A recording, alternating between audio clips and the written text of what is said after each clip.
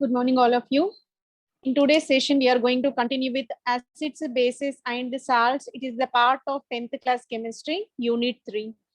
Already we carried some of the series of videos based on these acids, bases, and salts. In continuation to our previous video, we are going to discuss today about how reaction of salt with acid, when sodium chloride treated with acid, what kind of reaction is possible, and how acids and bases ionized when added to water.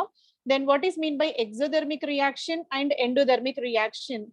Whenever acids and bases added to water, what kind of heat changes, thermal reactions are carried, those are considered under this exothermic and endothermic reactions. And we are going to predict pH of different solutions and what kind of material is persisting a particular pH. So that pH determination of different naturally occurring compounds also going to be discussed in today's session. Okay, so now let us enter into our actual topic. Right here, today's topic is about whenever acids, bases, and salts undergo various reactions. So what type of changes are possible we are going to discuss. So some kind of chemical reactions we are going to discuss in today's session. Let us see what is the possible reaction. So we completed this, all the compounds, whether acids or bases. Okay, so whatever compounds which are having hydrogens may not be considered as acids, because whenever free H plus released by that substance, then only it is considered as an acid. Even though it contains H plus, may not be considered acid if it is not giving H plus ions into the water, right? That is carried in the previous lecture. In today's topic, we are going to discuss about activity number 8, where sodium chloride solid was taken and it is dissolved in liquid sulfuric acid, and what kind of reaction is possible and what are the possible products in this.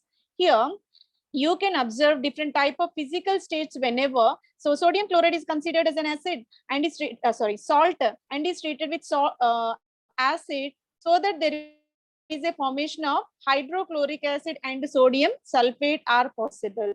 Let us see what are the possible transformations in this reaction. So when you see possible transformation, sodium chloride when added to water, it will be clear solution. Now what we are doing, this sodium chloride now added to another test tube which is containing sulfuric acid in that. Sulfuric acid is a strong acid, it is a mineral acid which having the provision to release H plus ions, right? Whenever the sodium chloride added to sulfuric acid, you observe two kind of transformations. So here formation of sodium sulfate is possible, that will be precipitated as a white color solid, and even a gaseous substance is evolved at the top, which is hydrochloric acid. Hydrochloric acid gas is evolved in this test tube. Okay, one of the substance is evolving like a gas, and another sodium sulfate deposited as a white color precipitate. These type of changes observed when sodium chloride of 2 moles added to sulfuric acid. Formation of 2 moles of hydrochloric acid and sodium sulfate is possible, right? So equation is balanced in this way. 2 moles of sodium chloride required for 1 mole of sulfuric acid. Sodium chloride is a table salt, whatever we are consuming daily, that is in solid state. It is the solid substance. Sulfuric acid being it is a liquid, so L is indicated for this one.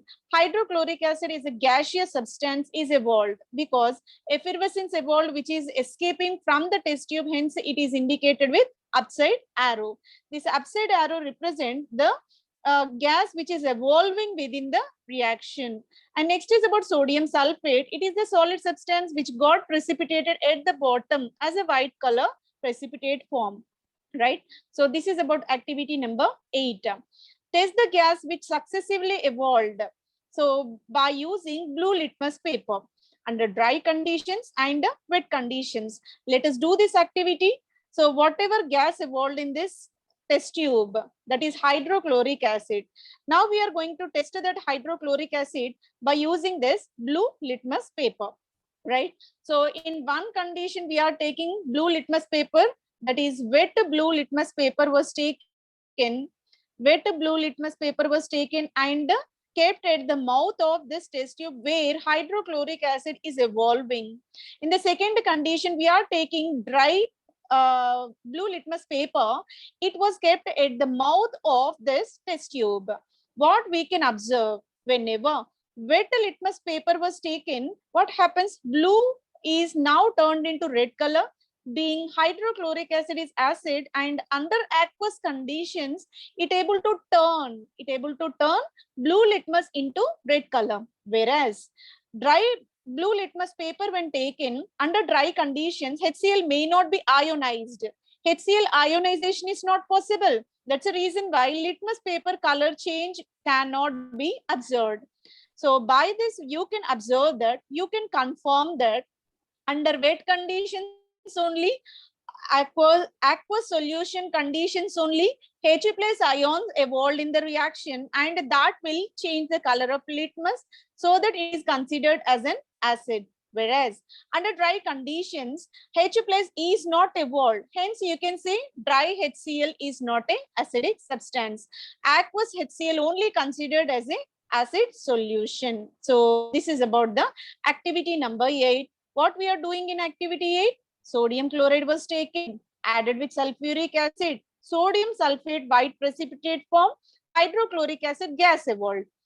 Released hydrochloric acid tested with two types of blue litmus papers. One is watered, that means aquated, that means wet blue litmus paper.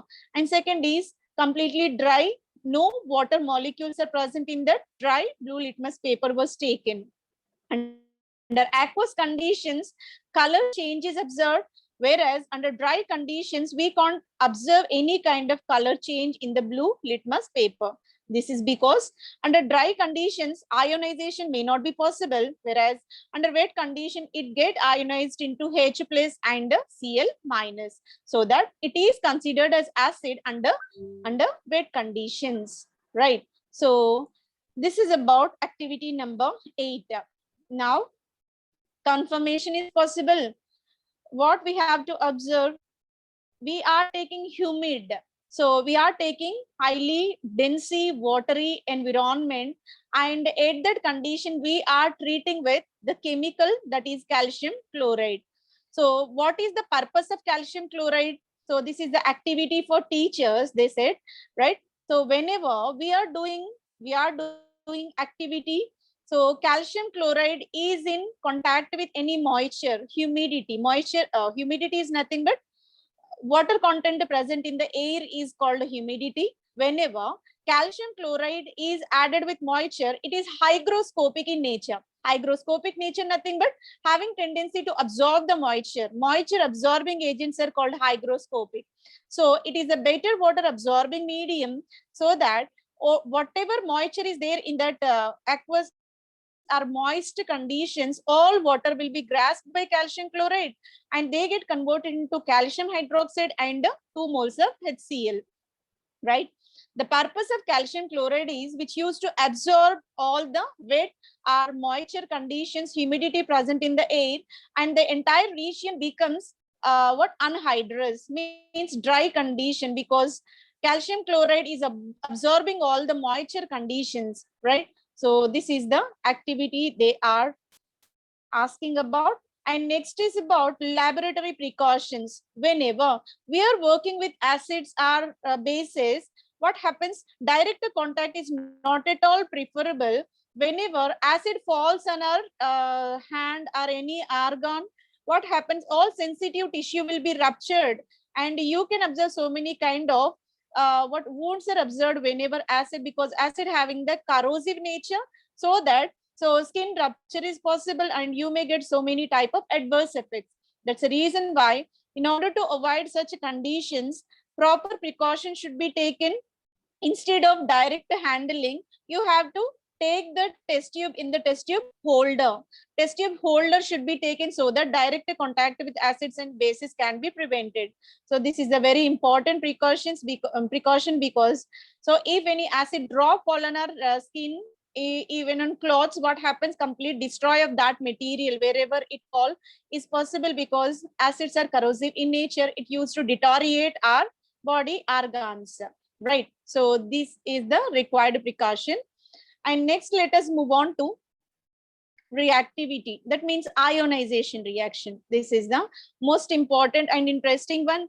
So how acids are behave like acids? So why the substances when added to water, they are converted into acids? Let us see. Whenever HCl added to water, what happens? It get ionized into H plus and Cl minus. That H plus released into water can absorbed by H2O and is converted into H3O plus. The formed H3O plus is called hydronium ion. This is called hydronium ion. So it is giving H plus ions. The substance which used to release H plus is known as acid. That's why HCl, when added to water or aqueous medium, it is behaving like an acid because it is the H plus donor. All H plus donors are said to be acids. Right. So here H plus when added to water, there is a formation of hydronium ion. H3O plus formation is possible. It is accepting H plus and HCl is releasing H plus ions into the water. Now let us see what happens when sodium hydroxide added to water. So when sodium hydroxide added to water, there is a formation of Na plus and OH minus is possible. Right. So here release of OH minus into the water is known as a basic substance. Hence you can say sodium hydroxide is a base. So the substance which releasing OH minus into the water is known as a base. It is also known as alkali solution. Right. Potassium hydroxide upon hydration also generates OH minus into the water. It is also a basic substance. All group 1, group 2 metals are known as bases because whenever they are in contact with water, they're used to release OH minus into the water and they are considered as basic substances. When magnesium hydroxide added to water, there is a formation of magnesium positive, dipositive ion aquated and 2 hydroxide ions released. Let us see how ionization is possible and what type of ions generated in the reaction. See, when potassium hydroxide added to water, it is dissociated into K plus and OH minus. When sodium hydroxide pellets added to water, there is an ionization of substance into Na plus and OH minus. Sodium converted into monopositive ion. OH minus hydroxide is accepting electron and is converted into OH minus. In this way, OH minus released into the water. That's the reason why you can say NaOH is the alkali or the basic substance. Even magnesium hydroxide, it is the amorphous or powdery substance. When this magnesium hydroxide added to water, there is the ionization like this. Magnesium is dipositive ion and 2 OH minus ions released into the water. Magnesium positive and OH minus ions released into the water. So this is about hydrolysis reaction. Whenever water added to acid, definitely they are used to give H plus ions. H plus ion donor is known as acid. Whereas hydroxides are bases when added to water. They are used to generate OH minus ions under aquated conditions. Whatever sodium hydroxide, potassium hydroxide or magnesium hydroxide, all are releasing OH minus ions into the water. Hence, all these are considered as a basic substances, right? And exceptionally, beryllium hydroxide is the base only, but its water solubility is very less. Okay, so all bases may not dissolve in water. Some typical example for that category is beryllium hydroxide. Even though it is a basic substance, but release of OH minus is very less because water solubility of this compound is very less, being it is a covalent substance. That's why it is considered as a weak base. So the ease of OH minus release is more, that is called as strong acid. If OH minus released with difficulty is known as a weak acid. Beryllium hydroxide release OH minus with very difficulty. Hence you can say BeOH taken twice is a mild base or weak base, right? What do you observe when water mixed with acid or base, right? So whenever acid or base added to water, what happens? Let us see. Here, I am taking sulfuric acid, that sulfuric acid mixed with water. In the second condition, water, I am adding some pellets of sodium hydroxide. So here, first condition, water added with strong acid. In the second condition, water added with strong base. In both the cases, after adding these two solutions, you can observe that entire container becomes very hot because its heat condition will be raised. The reaction which able to generate heat or produce the heat within the reaction is known as exothermic reaction, right? Strong acid added to water and strong base added to water, both are considered as exothermic reactions. Strong acid to water as well as strong base to water, both are considered as a exothermic reaction. Exothermic reaction stands for the reaction whichever used to release the heat outside. In both the cases, you can observe container is entirely warmed, entirely become hot. So acid with water as well as base with water, both the reactions are exothermic in nature. Now, let us move on to that activity what we did now, right? So sulfuric acid, we are taking 10 ml of water in a test tube. To this 10 ml water, sulfuric acid, concentrated sulfuric acid solution was added drop by drop, because so it is not possible to add directly, because there is a possibility of bumping of solution and damage to the performer is possible. Hence, we have to take great care whenever water mixed with sulfuric acid or any strong base, right? So the 10 ml of water now added with sulfuric acid in the slanting position, drop by drop addition is required. So then you can observe that entire test tube got warm and the temperature will be raised. This is because heat evolved during the mixing, which is called exothermic, right? And even sodium hydroxide added to that water also causing same kind of nature. When nitric acid also generating same kind of heat when added to water. So in this way, strong acids when added to water are evolving heat outside. All these reactions are said to be exothermic. And here is the precaution where we have to take the great care whenever we are using strong acids and strong bases. Direct contact with the skin is strictly prohibited because they are used to injure, they are used to cause damage to the skin and sensitive tissues whichever present in our organs, whatever exposed to these acids and bases, right? So a great care is required whenever strong acids and strong bases were treated in the laboratory, right? And the next is about, it is clear that acid when added to water, release of H plus ions are possible, and base when added to water, release of OH minus ions are possible, right?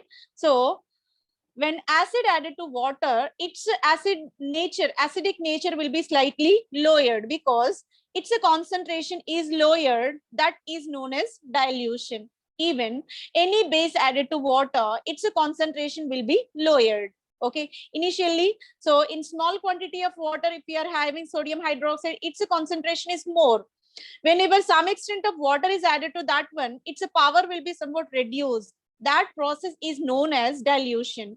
Dilution stands for, so addition of water to concentrated either acid or basic solution. Its concentration will be slightly lowered.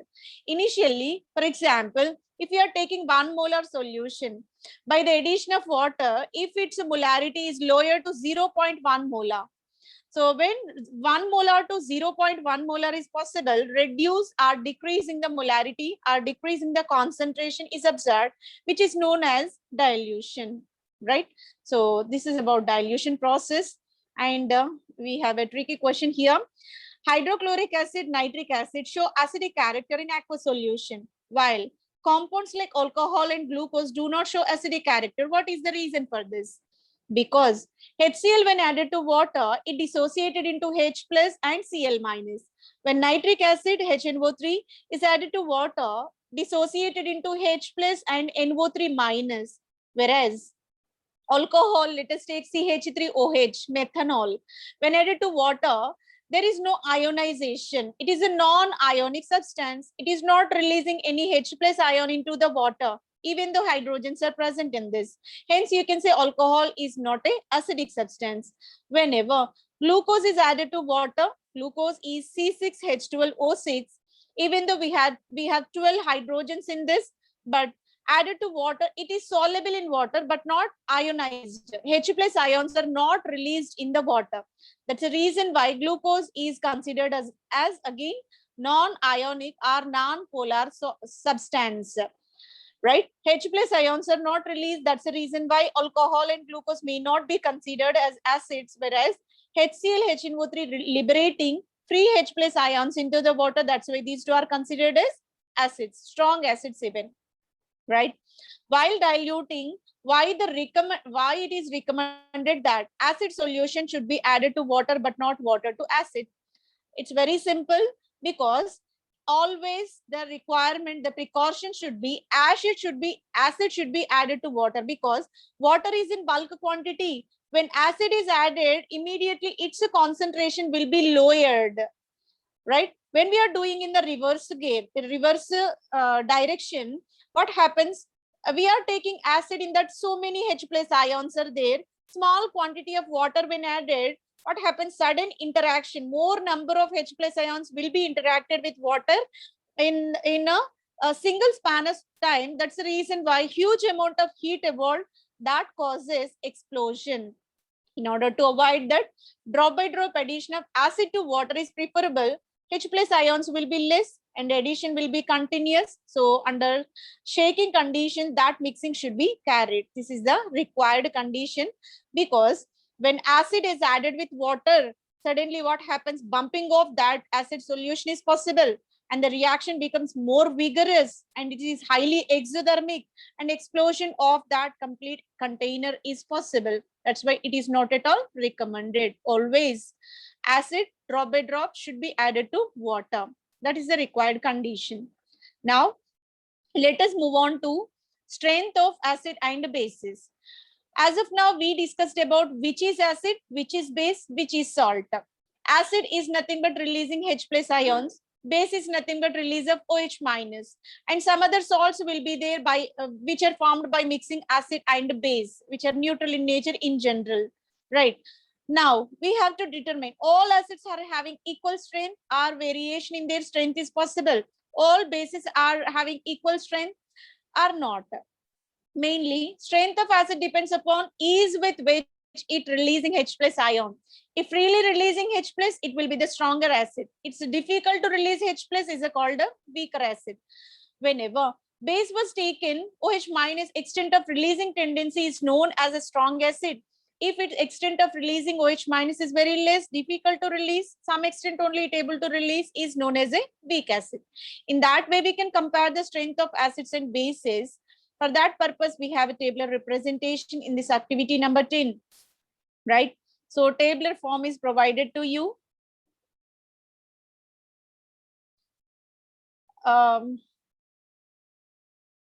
When we are taking acetic acid and hydrochloric acid, let us compare the acidic nature of these two acids.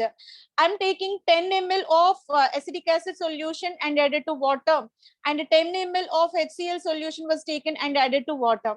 So let us check their acidic nature. So when 10 ml of acetic acid taken, in 10 ml is not ionized into CH3COO minus and H plus. If it is not giving 100% H plus ions, their acidic nature will be somewhat less. Partial ionization is observed in case of dilute CH3COH. This is called acetic acid. So vinegar is the simplest example for dilute acetic acid, right? Where acidic strength is very less, because it is very difficult to ionize this. If you are taking 10 ml, among 10 ml, only 6 ml will be ionized, remaining 4 ml remains as unionized state. That's why we can say acetic acid will be the mild acid or weak acid. Whereas HCl taken maximum extent of ionization you can observe. If you are taking 10 ml of hydrochloric acid, 10 ml will be converted into H plus and Cl minus. Maximum ions will be released into the water. That's why it is considered as a strong acid, right? So arrange all the apparatus used in activity 7 and pass electrical current. Now we are going to pass electrical current through acetic acid and HCl solution. Let us observe what kind of changes are possible. This is the activity number 10, what we are doing here. We are taking 2 graphite rods and dilute hydrochloric acid is filled into this beaker, and 2 electrical wires are connected to AC current, and 1 bulb is fitted in between, and 230 volts of current is passed through this one. Being hydrochloric acid is a strong acid, it will be ionized in the maximum extent. H plus ions released in this case will be larger. So light will glow with high brightness. Illumination will be with high brightness, because more number of H plus, greater will be the conduction, greater will be the brightness of this light. Where we are performing same experiment by replacing HCl with acetic acid. Whenever dilute hydrochloric acid is taken in the beaker and conducted with same electrical conduction experiment, glow of light is possible because it able to release ions, but extent of brightness will be less. Extent of brightness in this second case will be less because more number of ions are not there. Acetic acid is partially ionized, hence it will release some extent of H plus ions into the water. That's why light glow will be somewhat less. So it is not bright light, it is dim light, right? So this is mainly because of number of ions released by HCl and acetic acid. So this is an activity we performed based on number of ions released in this experiment. Now we are doing the same experiment by replacing HCl with NaOH. Is it possible to glow the light? So till now we conducted with acids only. HCl is acid and even acetic acid is also acid. Now the same experiment is conducted by replacing acid with base, that is sodium hydroxide. Everybody know sodium hydroxide is a strong base used to release large number of OH minus ions into the water. When OH minus ions are more, again conduction will be more, because all positive and negative ions having the provision of conduction. More the number of ions, greater will be the conduction. Sodium hydroxide is a strong base. That's why OH minus ions released will be larger in number. That's why conduction will be more.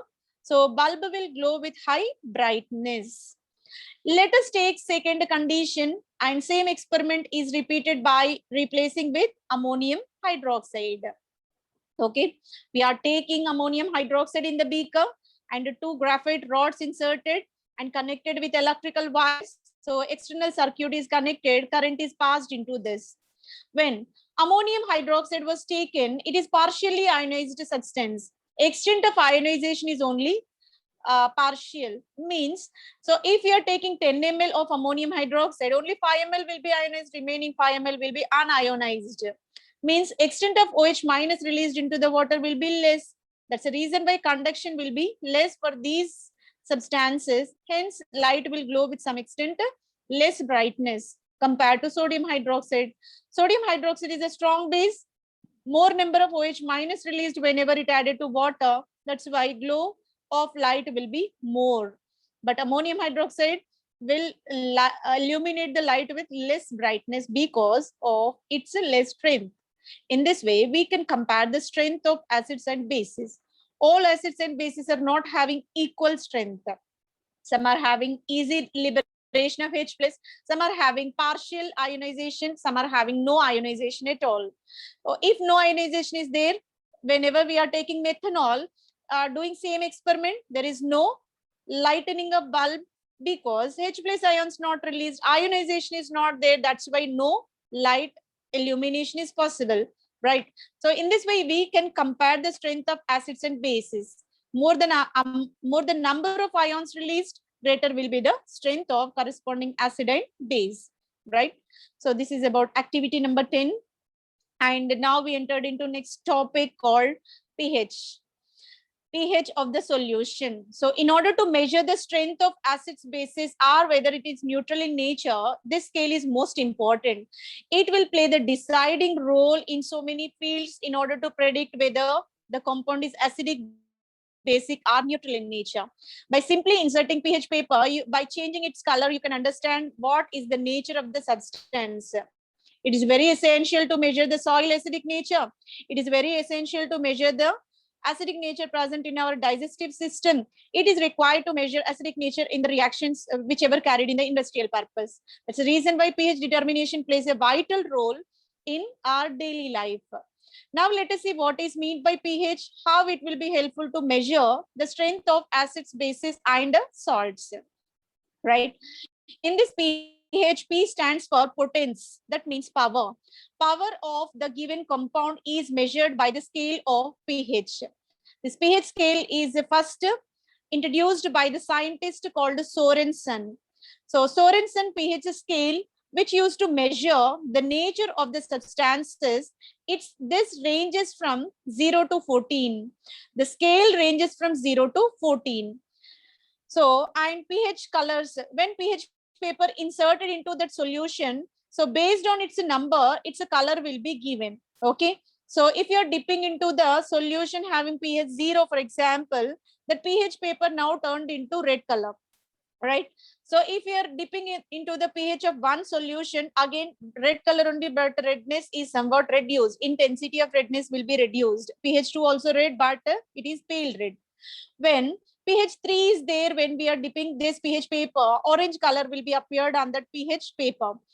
4 pH will give yellow color. 5 pH is the pale green color. 6 pH will be dark red color, green color. 7 pH will be green in nature. 8 pH, intensity of green color will be still raised. 9 pH, again intensity will be still raised. 10 pH, still darker green will be appeared. And here you can observe blackish green if the pH is 11. 12, it will be purple black in color. 13, dark color in nature, and 14 still black color will be appeared. So in this way, based on the pH of solution, the color of pH paper will be changed. Based on the color change, you can identify whether it is acid, base, or neutral. I'm taking a beaker. Into the beaker, I'm dipping pH paper. What I observed is pH is turned into pale green. pH paper is turned into pale green. That indicates the given compound obviously acidic in nature. Okay, so in this way, pH paper will be helpful. pH scale ranges from 0 to 14. pH is known as negative logarithm of H plus ion concentration. Negative log of H plus ion concentration is called the pH. It ranges from 0 to 14. If the values are from 0 to 6, the solution is known as, if pH is in the range of 0 to 6, the solution is known as acidic in nature. If pH value is exactly at 7, you can say it is a neutral substance. If pH is more than 7, 8 to 14, so in this range, you can observe the compound as a basic substance. So based on this pH scale, you can say acidic compound, neutral compound, basic compound. 0 to 6 pH called acids, 7 pH is called a neutral, 8 to 14 pH is known as basic substance, right? So as we are moving from 6 to 0, acidic strength will be raised. Let us compare two solutions. One of the solution pH is 1, second solution pH is 6. Which is stronger acid? Lesser the pH, greater will be the acidic strength. That's why pH 1 solution will be stronger, pH 6 solution will be milder. It is the weak acid. In the same way, when we are moving from 8 to 14, basic strength is gradually increases. Means pH 8 will be the weaker base, pH 14 will be the stronger base. So highest strength is given for pH 14. If any solution is observed with pH of 7, neither acidic nor basic, it is neutral in nature. There is no provision to release H plus and even OH minus into the water. That's why that substance is considered as a neutral. Based on the scale, you can observe, you can analyze any kind of substance, whether acidic, basic, or neutral in nature. So that is the advantage of pH scale, which used to observe the strength of, and you can compare the strength of various substances. P stands for potence. It is a German word. It stands for power. So pH is a negative logarithm of H plus ion concentration, whose values ranges from 0 to 14. 0 to 6 known as acid, 7 is known as neutral, 8 to 14 is known as base, right? So H plus releasing nature is more, pH will be less. Lesser the pH, greater the acidic strength. Greater the pH, greater the basic strength. pH 7, neutral the nature. Now we have the activity based on this pH determination. So few of the compounds are provided to us. We have to mention their acidic, basic, and neutral nature. What is the color on pH paper? So already we know different color regions have different pH ranges. So based on its pH number, that color will be indicator. Based on its color, you can assume acid, base, and neutral substance. Here, it is provided with series of compounds. Based on its color change, you have to predict what is the pH, and based on its pH, you have to assume acid, base, or neutral substance. So we prepared same kind of table. Here is the table. When hydrochloric acid, pH paper soaked into hydrochloric acid, that pH color will be changed into red color. You assume that this red color is mainly due to, there is a possibility of 0 is red, 1 is pale red, 2 is also somewhat light red color will be there. That means HCl may be ranges from 0 to 2 pH, extremely acidic in nature.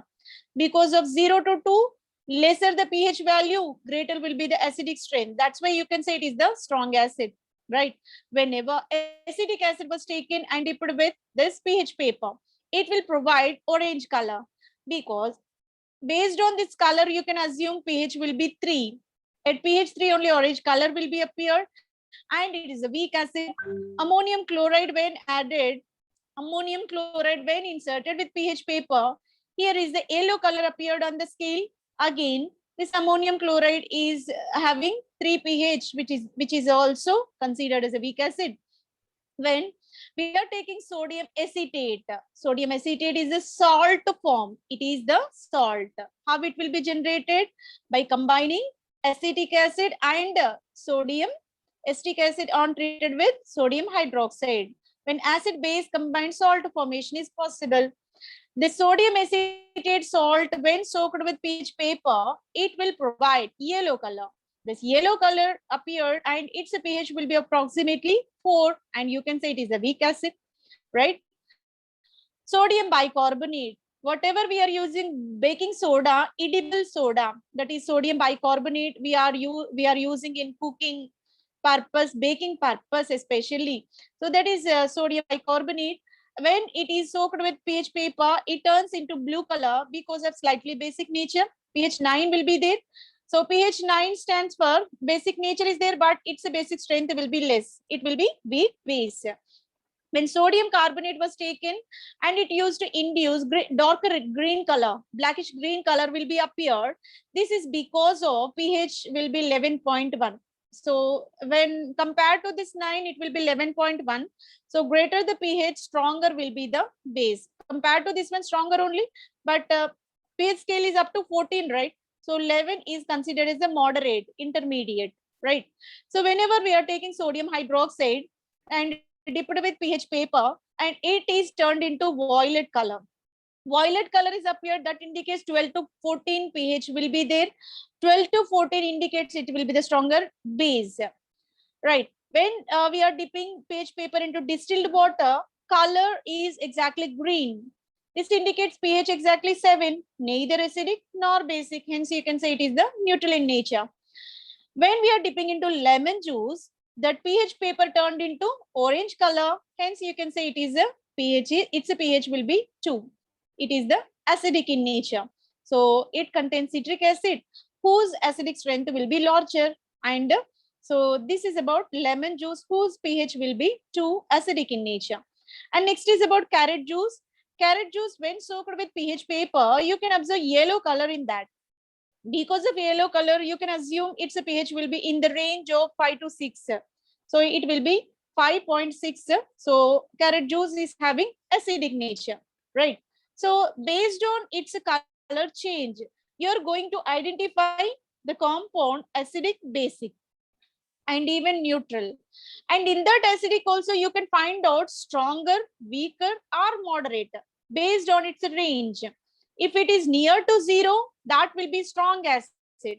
If it is in between 0 to 6, that will be moderate. If it is 6, weak acid. If it is 7, neutral in nature. If it is 8 to 14, basic compartment. If it is near to 8, weaker acid. Near to 14, stronger acid. In between 8 to 14, moderate base. So in that way, we can assume acidic and basic strength of the given compound based on this pH measurement, Sorensen pH table. And here some other compounds which we are using in our daily life.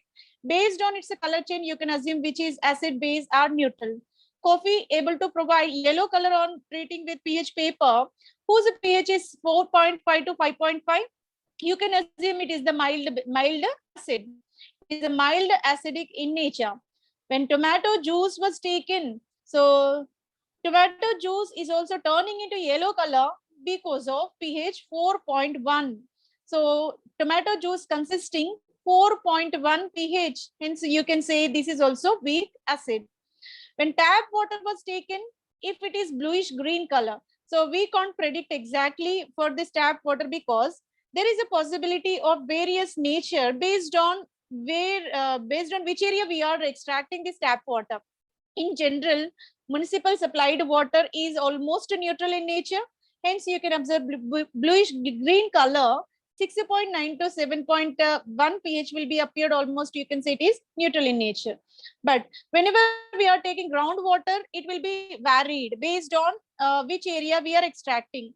Municipal water supplied will be neutral in nature almost, which is not having either acidic or basic and suitable for the consumption, right? And next is about banana juice, right? So whenever banana juice was interacted with this pH paper, apple green color will be appeared. That indicates, that means pale green color is there, somewhat acidic nature will be there. So somewhat acidic nature, it is denoted with pH of 5. So, sorry. pH of 5 will be there. If pH 5 will be there, you can say it is the weak acid. It is the weak acid.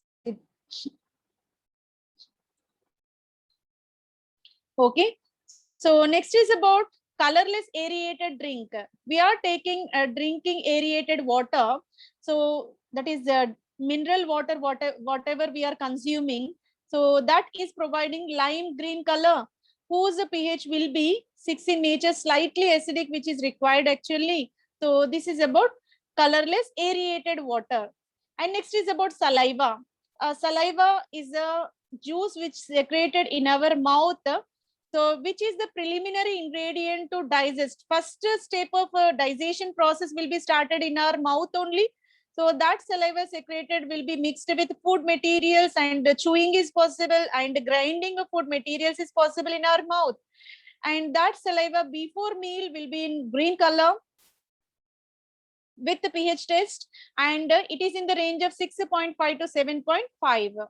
Okay, so almost you can say it is a neutral in nature. 6.5 to 7.5 indicates almost neutral, slightly acidic nature. You can assume saliva after meal, it will be shifted to slightly acidic, right? So because that mixed with digestive juices and acidic components will be added to that one. That's the reason why its pH will be slightly lowered. So it becomes slightly acidic after meal, after having our food. So our saliva pH will be reduced to 5.6. So these are the infos whichever observed upon treating our naturally occurring our daily life compounds with pH paper.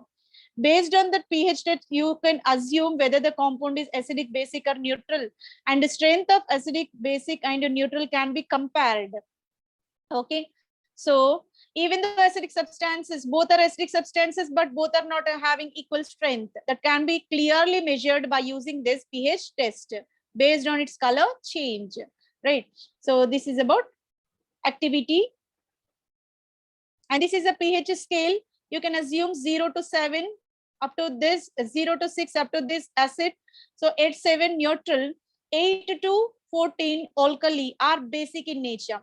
So when 0 to 3 strong, then 3 to 6 weak, 8 to 10 weak bases, then 11 to 14 strong bases will be there. This is about the Sorensen pH scale based on the strength of H plus ion. So you can assume 0 to 14 values and the nature of compound will be predicted, right?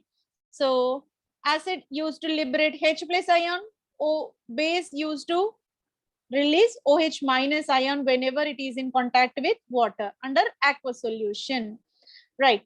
Now we have some certain examples based on this pH scale, right? So pH scale was given here. It ranges from 0 to 14, and whatever we are using some compounds in our daily life, which are very essential in our daily life.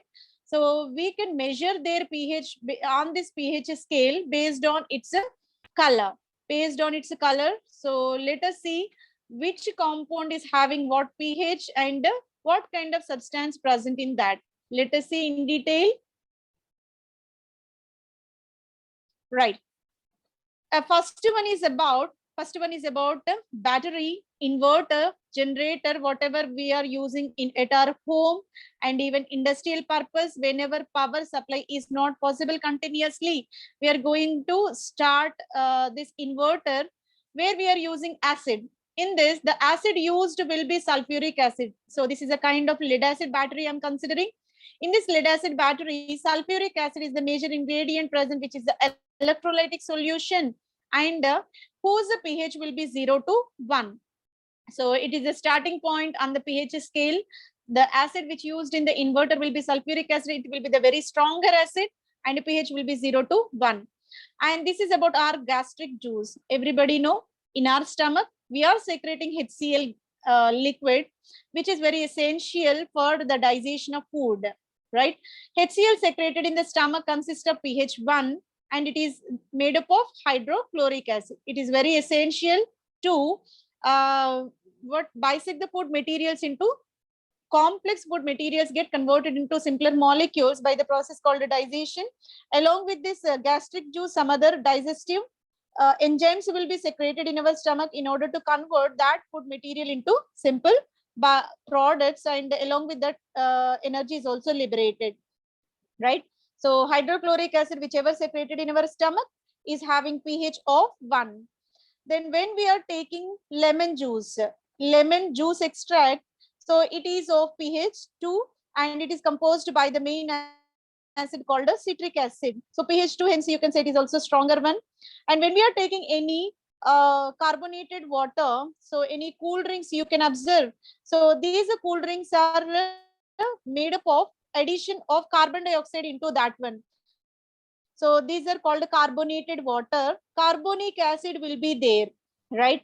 So that carbonic acid consisting pH of 2.5. So this is by using these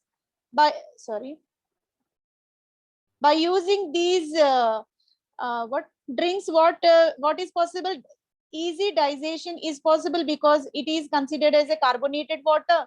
It used to facilitate the digestion process because they are consisting pH of 2. And next is about vinegar. This is a vinegar. Vinegar is nothing but dilute acetic acid whose pH will be 3, where moderate acidic nature will be there in our cooking process, food storage, food preservation. We are using this vinegar solution, so which is composed of dilute acetic acid whose pH will be 3. And when we take this orange juice is the combination of citric acid, malic acid, and ascorbic acid. Citric acid is the important ingredient of citric fruits, vitamin C containing fruits, all are having the citric acid. Malic acid is also present. Ascorbic acid is nothing but vitamin C, right? So these are the acids which are present in this orange juice and whose pH is 3.7. Hence, you can say it is the moderate acid, right? And next is about rainwater. Actually, rainwater is the purest form of water, no ingredients present in that. But whenever it is precipitating from the clouds, it get mixed with carbon dioxide which present in the air, and there is a formation of carbonic acid is possible, right? Because of this nature, slightly acidic nature will be imparted for rainwater, that will be pH of 5.5. Rainwater is consisting pH 5.5, slightly acidic. In general, rainwater will be neutral. But what is the reason? Because of mixing with carbon dioxide, carbonic acid will be generated, whose pH will be 5.5. Slight acidic nature will be imparted to this one. Now, let us discuss about coffee. Coffee is having mild acidic nature, 4.9 pH will be there. Hence, we can say it is a weak acid. So it will not cause any impact because 4.9 almost negligible. So even by daily consumption, it will not impact our health, right? And next is about egg yolk, right? Whenever egg yolk was taken, weakly acidic nature will be imparted and whose pH will be given as 5.6, because in this we have aspartic acid and glutamic acid. These are the part of amino acids which are important for protein building, right? So for that purpose, these egg yolk is very important to build the proteins. So which is composed of aspartic acid and glutamic acid, whose pH will be 5.6, right? So this is about egg yolk. And next is about milk. Milk almost neutral in nature, we can say. So weak acidic. So it may not be considered as a weak acid because 6.6 almost very near to 7. So it will be neutral in nature only because, so lactose will be there. Lactose will be there, but by adding water, it get converted into lactic acid. And mostly lactic acid form will be present in the curd. So milk mostly have lactose kind of carbohydrate. That's why it is in the nature of neutral instead of acidic. Okay. But anyway, we can consider it as a weak acid because there is a formation of some extent of lactic acid in this. So milk is almost neutral. So because of 6.6, you can say it is a mild acid due to the presence of lactic acid in this, right? Now let us see neutral substance, that is demineralized, deionized, distilled water, right? So when we see distilled, demineralized, deionized water, it is composed of H plus and OH minus.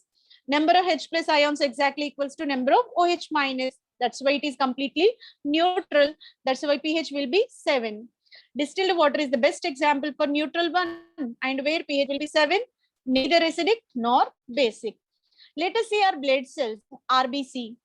When we are taking red blood cells, whose pH will be in the range of 7.5, right? 7.5 almost you can consider it as a neutral substance, but because of 7.5, slight basic nature will be there. So almost you can say it is the neutral in nature, right? So this is the pH of our blood. And next is about salt water or seawater. So we can't say exact pH of seawater or marine water because it depends upon salt content present in that. Different oceans and seas may have different salt content. So based on its nature, pH will be varied. Roughly, pH of any marine water is considered as 8. So slight basic nature will be there. Almost a salt content will be there. So the most common salt available in this marine water will be sodium chloride, magnesium sulfate, calcium salts will be available. So many type of salts you can predict from this marine water. So in general, marine water pH will be taken as 8, right? So which is regarded as weak basic in nature. So but if salt content is very large in nature, its a basic nature will be slightly raised also. It is not fixed, right? And next is about baking soda. This is about baking soda. Baking soda is composed of sodium bicarbonate. So this baking soda is used in our daily cooking purpose. For baking purpose, we will use, this is called edible soda. So edible soda whose pH is 8.1, slightly basic in nature. And in cooking purpose, we will use this one. So it will give delicious taste to our food materials, right? And next is about, what is this? Milk of magnesia. For what purpose milk of magnesia will be used? It is used as an antacid. Whenever we are suffering from ulcers, so any gastric burning tendency is there, milk of magnesia is very essential. What is the reason for that one? Milk of magnesia is made up of magnesium hydroxide. Our gastric juice is hydrochloric acid. If HCl released in stomach excessively, what happens? That may cause injury or rupture of tissue, and wounds will be appeared that causes burning tendency and ulcers.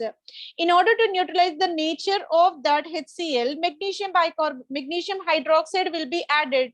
This is antacid used to neutralize that acid, right? So when this milk of magnesia is administered, it causes neutralization of HCl and that burning tendency will be lowered. Whose pH will be 10.6? You can say it is the moderate base. Milk of magnesia will be the moderate base. It may not cause any impact even by oral administration, right? And next is about ammonia. So this ammonia we are using in our daily life for washing purpose and all those. And this ammonia pH will be 11.2. It is the moderate base. Okay, so less than 12, you can say it is the less than 13, you can say it is the moderate base only. So ammonia pH will be 11.2. It is the basic substance. NH3 is the formula, and it is considered as ammonia, right? And next is about, sorry.